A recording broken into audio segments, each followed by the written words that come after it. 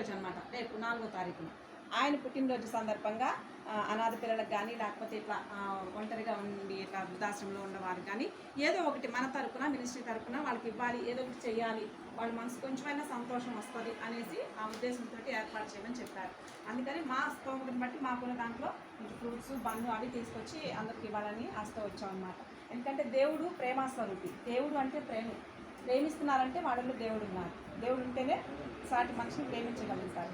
అట్లనే దేవుడు ఏం చెప్తున్నాడు, దేవుడు లోకంని ఎంతో ప్రేమించారంట. లోకంలో హిందువులని, క్రైస్తవులని, ముస్లిమ్స్ అని, లేకపోతే అమెరికన్స్ అని, ఇండియన్స్ అని ఏ భేదం లేదు. కానీ లోకం అంటే ఏంటి, మామూలుగా చదువుకున్నప్పుడు వింటాం కదా, లోకం అంటే మట్టి కాదు, లోకం అంటే మనుషులు. దేవుడు లోకముని ఎంతో ప్రేమించారంటే లోకంలో ఉన్న చెట్లని, ఇప్పుడున్న సృష్టిని కాదు, లోకంలోని మనుషులను దేవుడు ప్రేమించారు. ఆ ప్రేమించిన దేవుడు ఏం చెప్తున్నారంటే, నువ్వు నీ దేవుడిని ప్రేమించు, అట్లానే నువ్వు నీ పొరుగు వాడిని ప్రేమించు. దేవుడు చెప్పే మాట అదే.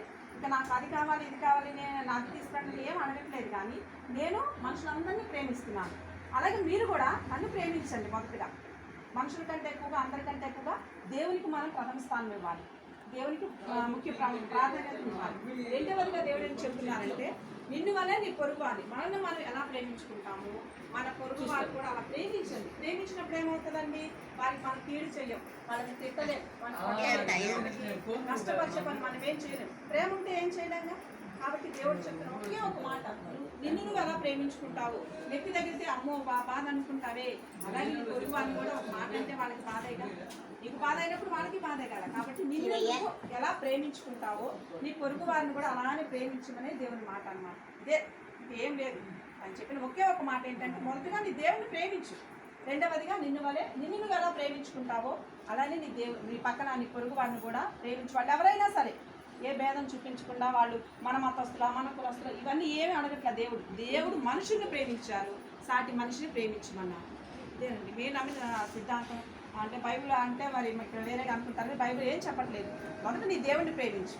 దేవుడు లోకాన్ని, మనుషులు ప్రేమించారు, అలాగే నువ్వు కూడా నీ పొరుగు వారిని ప్రేమించు. ప్రేమ దేవుడే దేవుడు. నేను నమ్మింది అది. అలానే మాకున్న దాంట్లో కొంచెం ఏదో ప్రేమతో పరిస్థితి బట్టి ఫ్రూట్స్ అవి పంచాలని వచ్చాము.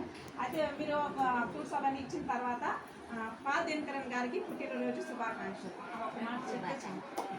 పాల్ దినకరన్ గారికి పుట్టినరోజు అందరూ కలిసి ఒకేసారి వీడియో తీస్తారు. గాంధీ మహాత్ముడు కులమత భేదం వలదన్నాడు, కలిసి బ్రతికితే బలసున్నాడు, మానవులంతా ఒకటన్నాడు, మనలో అదేనండి కావాల్సింది. ఈ రోజుల్లో డబ్బులున్నా, లేకపోతే ఆస్తిపాస్తులు ఉన్నాయి, అంతస్తునే కాదు, ప్రేమ ఉందా లేదా, సాటి మనిషిని కనీసం మనిషిగా గౌరవించగలుగుతున్నామా, ప్రేమించగలుగుతున్నాం, అదే కావాల్సింది.